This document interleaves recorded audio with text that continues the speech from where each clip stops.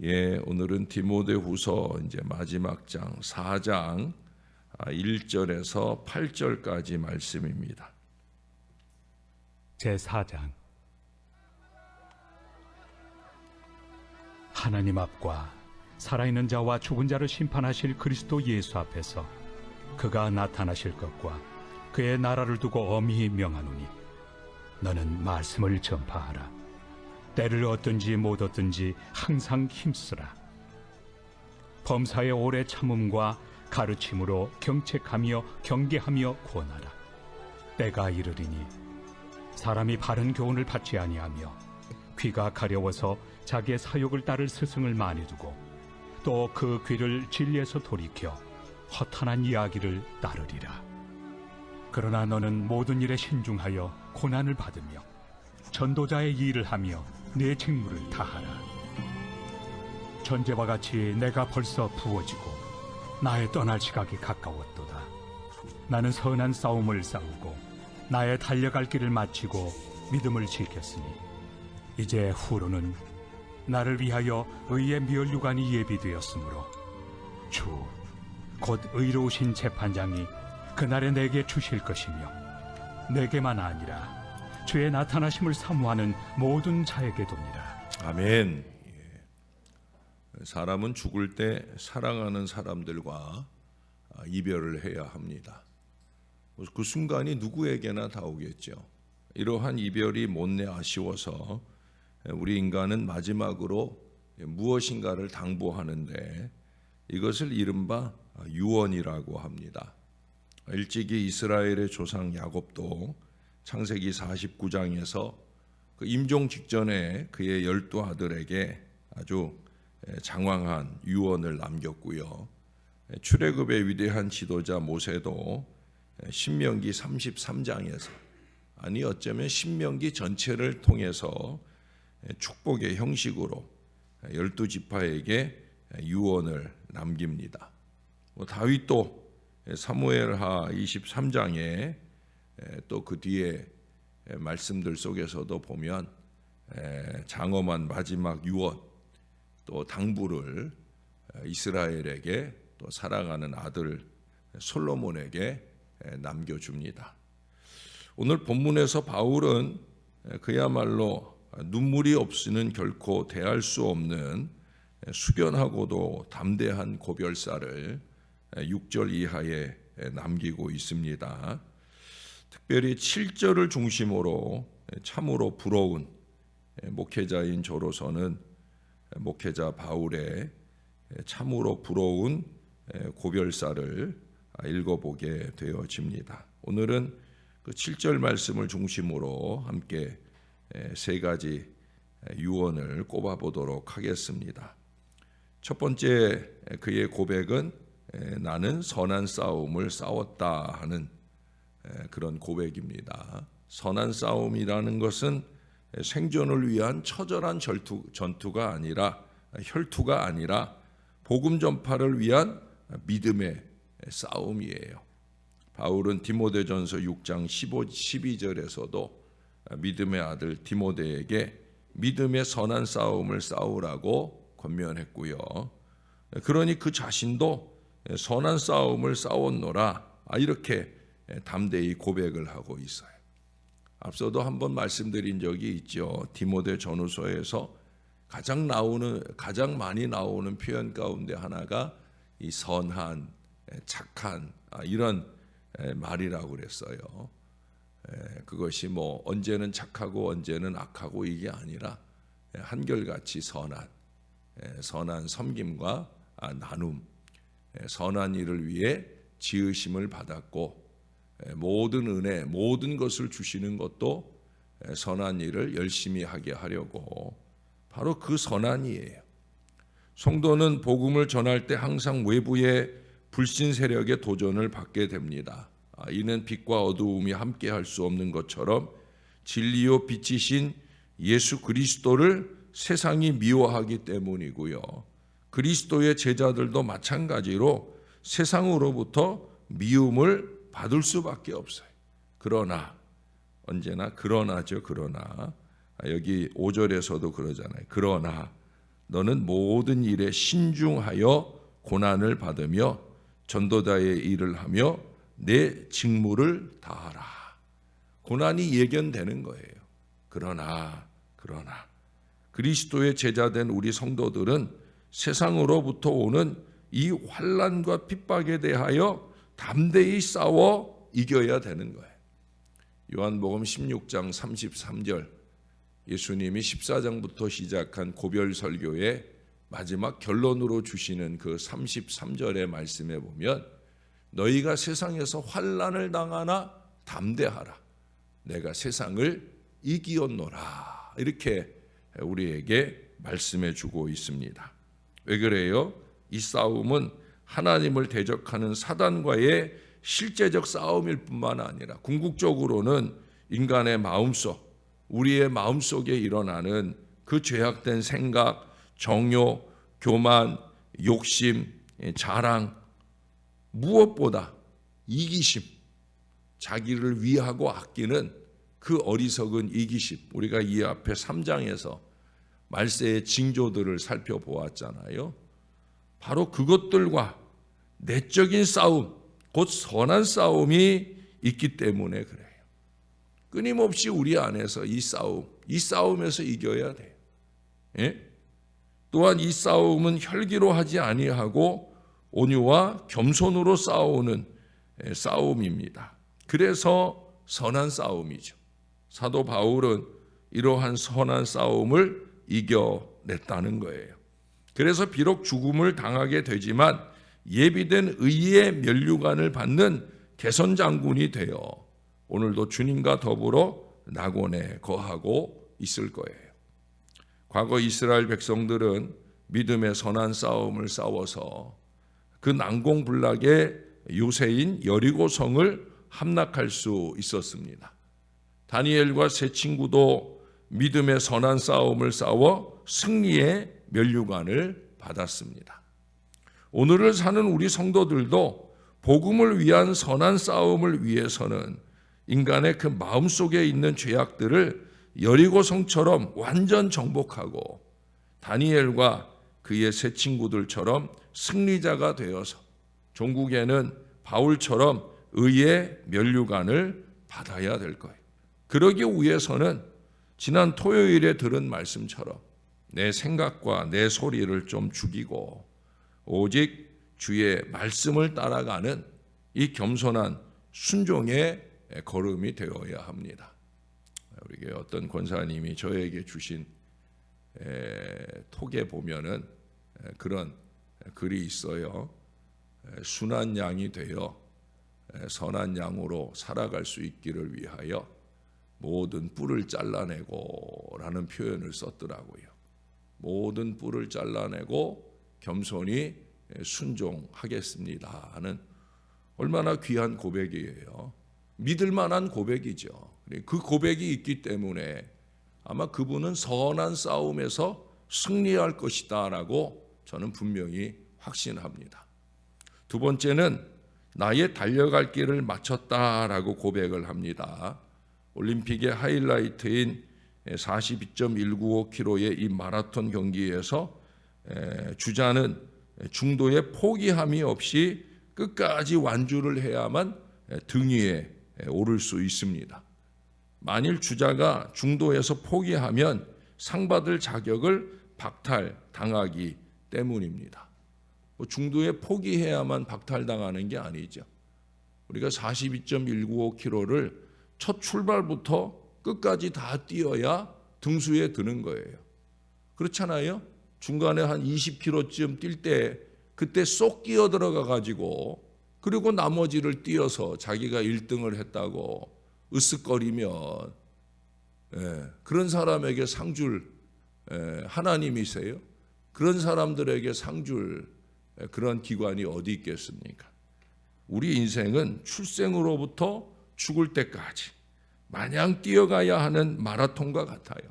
즉 죽음이 우리 인생이란 경주의 꼬린점입니다. 출생부터 출발한 거예요. 인생만 그런 게 아니라 모든 일이 그래요. 처음부터 끝까지. 제가 좋아하는 표현인 한결같이 바로 그것이 이루어져야 되는 거예요. 그러나 우리 성도들에게 죽음이란 천국을 향한 첫 관문인 바 성도의 꼬림점은 죽음이 아닌 천국입니다.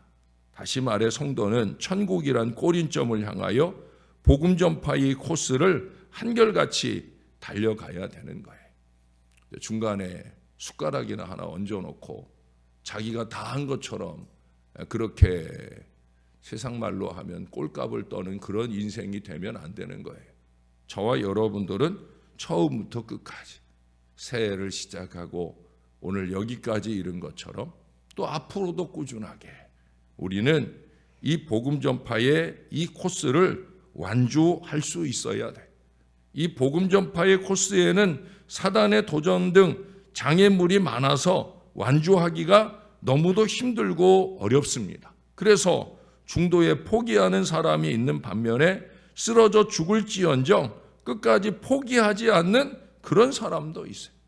복음 전파의 경주에서 목숨을 바친 사람은 순교자로 추앙받으며 주님께서도 찬란히 빛나는 의의 면류관을 그에게 주실 거예요. 본문에 나오는 사도 바울이 바로 복음 사역을 위해 자기의 달려갈 길을 마친 사람입니다. 이 얼마나 숭고한 사실입니까? 비록 우리는 순교는 하지 못한다 할지라도 우리에게 주어진 크고 작은 사명을 완수하여 주님이 주시는 여기 8절에 말하는 이 의의 면류관을 저와 여러분도 꼭 받아야 되겠습니다. 이 의의 면류관은 마라톤 경기와는 달리 1등, 2등 이거 상관없어요. 복음 코스란, 복음 전파란 이 코스를 처음부터 끝까지 잘 완수하면 또 주님을 위한 헌신의 여정에 처음부터 끝까지 잘 완주한 사람이라면 누구에게나 주어지는 상급입니다. 저와 여러분 우리 모두가 다 천국에서 만날 때 반드시 이 면류관 쓰고 만나는 하나님의 사람들 될 수 있기를 바랍니다. 그리고 마지막 세 번째로 하는 고백이 뭐예요? 믿음을 지켰노라 하는 고백을 하고 있어요. 사단의 끊임없는 도전과 때로는 생명의 위협까지 겪으면서 악한 세력들과의 그 선한 싸움에서 믿음을 지키는 것은 이건 실로 어렵고 뼈를 깎는 고통을 수반하게 됩니다. 이러한 사유로 믿음을 버리고 실족하거나 완전히 파멸하는 경우가 많이 있어요. 우리가 중간중간 이 디모데 전후서에서도 봤잖아요. 디모데 전서에서 알렉산더와 후메네오 같은 사람, 또 그 뒤에도 그렇게 거명되는 이름들이 있지 않습니까? 그런 어리석은 파멸 인생이 되면 안 돼요.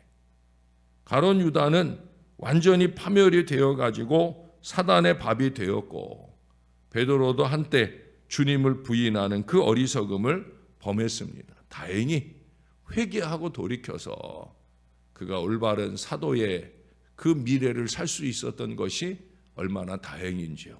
그러나 바울은 다메섹 도상에서 주님을 영접한 이후로 결코 단 한순간도 믿음을 저버리지 않고 주님께 충성을 다했습니다. 그래서 오늘 이 고백을 할 수 있는 거예요. 선한 싸움을 싸우고 달려갈 길을 마치고 한결같이 믿음을 지켰다. 그는 어떠한 핍박, 위협, 환난, 고난, 회방에도 불구하고 이 믿음을 굳게 지켰고요. 죽음의 직면에서는 그 믿음이 더욱더 빛나는 오늘 아름다운 모습을 저와 여러분에게 보여주고 있습니다. 결국 믿음이에요. 믿음. 언제나 그렇습니다. 제가 성도들을 바라보는 모든 관점도 믿음이 기준이에요. 믿음이 있으면 틀림없어요. 네.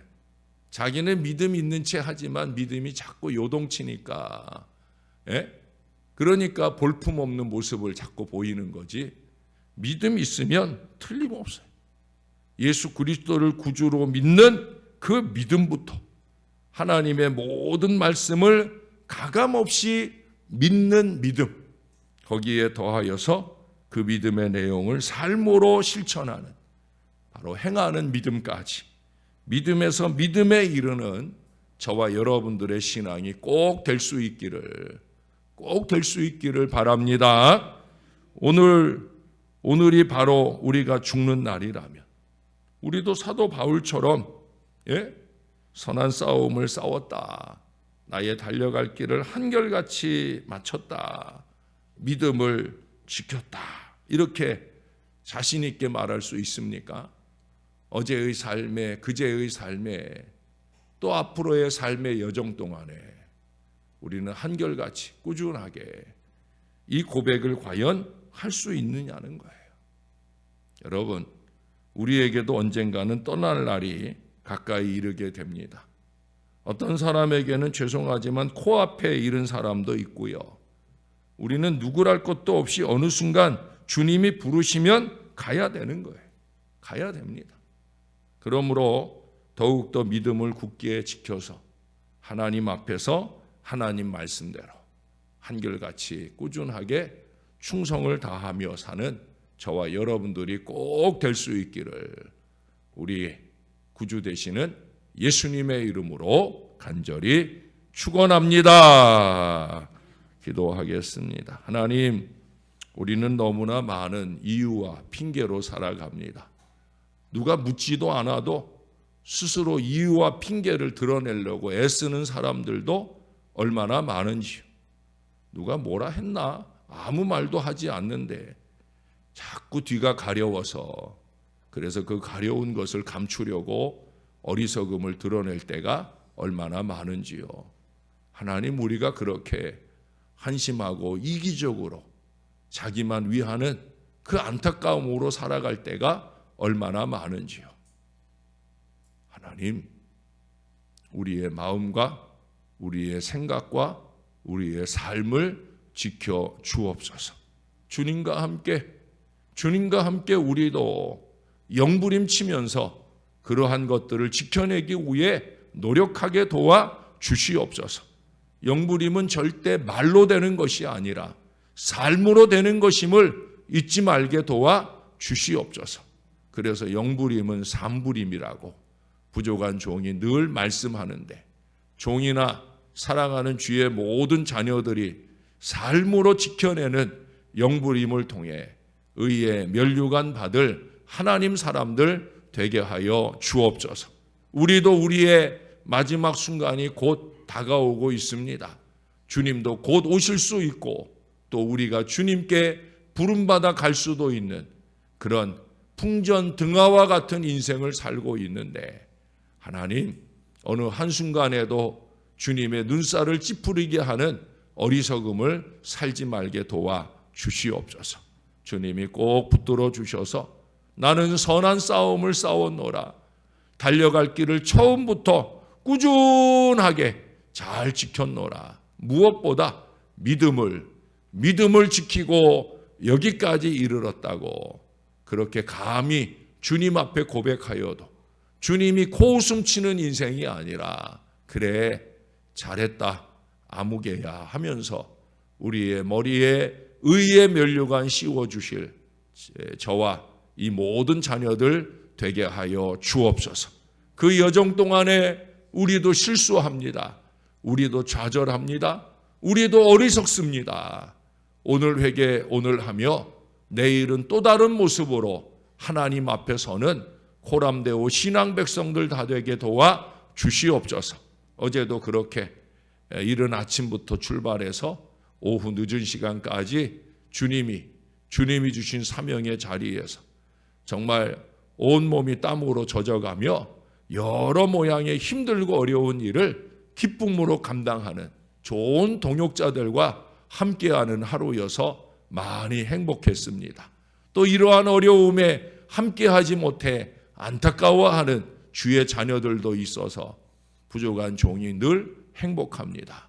하나님, 앞으로도 우리 교회가 언제나 이렇게 어려운 이들을 위하여 섬기고 나누는 일을 또 하고 또 하는 교회가 될 수 있게 은혜 베풀어 주시옵소서.